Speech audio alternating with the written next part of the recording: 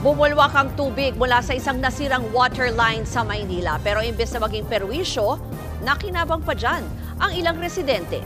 Narito ang expert report ni Nina Ong Pauco.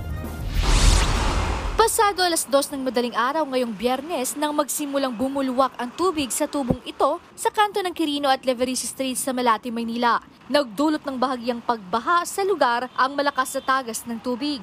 Apektado rin ang daloy ng trapiko sa lugar dahil hirap makadaan ang mga tao na karamihan ay papasok sa trabaho at eskwela. Pero kung sa iba perwisyo ang pagbulwak ng tubig, pakinabang naman ito para sa iba. Ang isang residente pinanglinis ng kolong-kolong ang tumagas na tubig.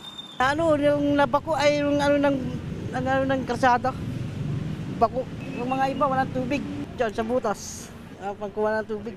Ang lalaki namang ito ginamit na sa paglalaba ang bumulwak na tubig. Sinasamantala na namin dahil mayroong libre. Wala, nag-iigib kami talaga po.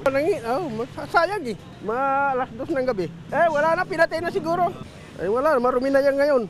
Rumisponde naman ang mga tauhan ng Manila Concessionaire at inaksyonan ang tumagas na tubo.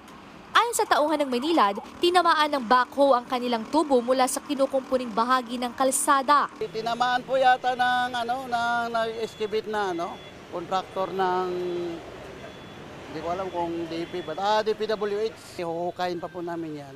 I-expose pa po namin yung mainline. Sa lalim ng tubo kung gaano kalalim. Nagbabalita mula sa Frontline, Nina Ong Pauco, News 5. Mga kapatid, Ruth Cabalco, para sa mabilis na pasada ng mga balitang dapat niyong malaman, mag-follow at mag-subscribe sa social media pages ng News 5.